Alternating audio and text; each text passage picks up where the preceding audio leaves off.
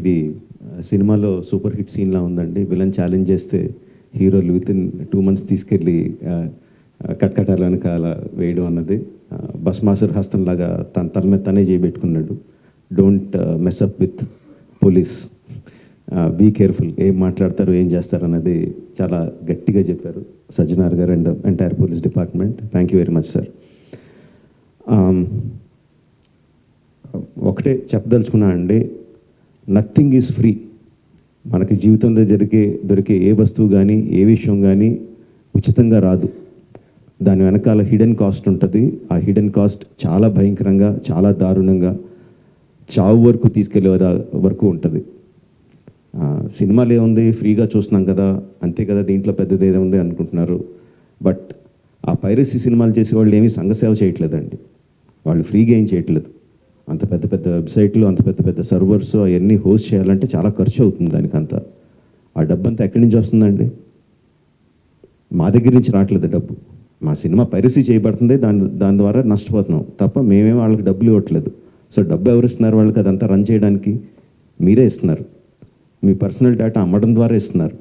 So ఈ personal data అన్నది చాలామందికి తెలియకపోవచ్చు, చాలామందికి తెలియచ్చు, చాలామందికి తెలియకపోవచ్చు.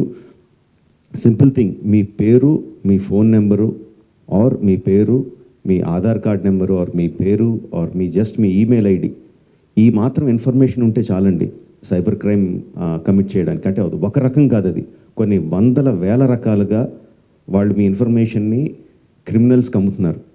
మీ దగ్గర నుంచి మీరు తీసుకోవడానికి జస్ట్ మీ పేరు, ఫోన్ నెంబర్ ఎంటర్ చేస్తే సరిపోద్ది అనుకుంటున్నారు. బట్ ఆ ఇన్ఫర్మేషన్ని వాళ్ళు క్రిమినల్స్కి అమ్ముతున్నారు. ఆ క్రిమినల్స్ చేసే సైబర్ క్రైమ్స్ దాని మూలంగా ఎఫెక్ట్ అయినాయి. ఎన్నోసార్లు ఎన్నో రకాలుగా వీడియోస్లో చూపిస్తున్నాం. జస్ట్ డబ్బులు పోవడం కాదు, ప్రాణాలు పోయే వరకు వెళ్తుంది. సో ప్లీజ్ అండర్స్టాండ్, మాకన్నా కూడా మీరు ఎక్కువ లూజ్ అవుతున్నారు ఈ పైరసీ చేయడం మూలంగా. Please don't get affected. Every one has a choice.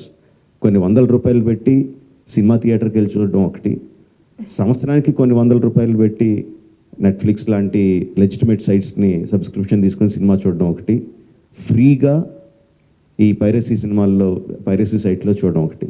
The choice is yours. లెజిటిమేట్గా చూస్తారా ఆర్ ప్రాణాల మీదకి తెచ్చుకుంటారా? The choice is yours. Thank you. అందరికీ నమస్కారం.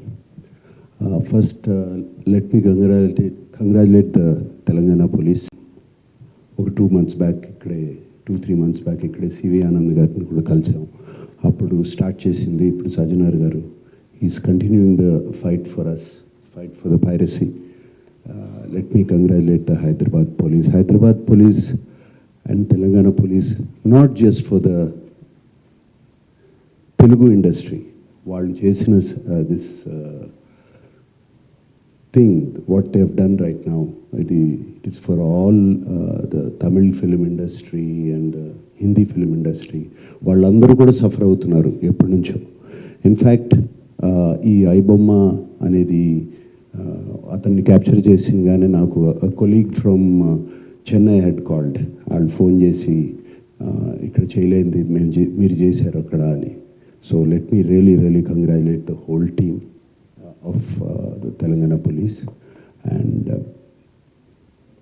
రాజమౌళి గారు అన్నట్టు, చిరంజీవి గారు అన్నట్టు, ముందు సజ్జనార్ గారు అన్నట్టు, జస్ట్ కేవలం ఒక 20 కోట్ల కోసం కాదు ఇతను చేసేది, వీళ్ళు చేసేది. దీని వెనకాల చాలా పెద్ద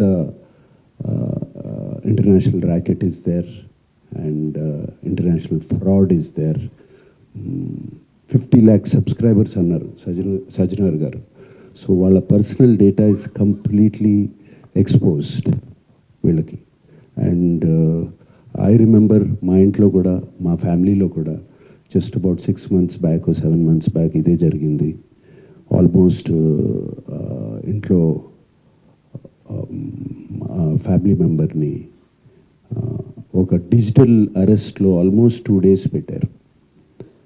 ఇదే సేమ్ ఒక ఆర్గనైజేషన్ ఇస్ డన్. సో వాళ్ళు ట్రాక్ చేస్తారు, వీక్నెస్ చూసుకుంటారు, ఎలా పట్టుకోవాలి, వీళ్ళని ఎలా చేయాలి అని చేసి. And they have all the details, credit card account details, everything. And కేవలం మనం తెలియకుండా ఏదో ఒక వెబ్సైట్ ఏదో దొరికింది ఇది ఇంట్రెస్టింగ్గా ఉందని చెప్పి వెళతాం.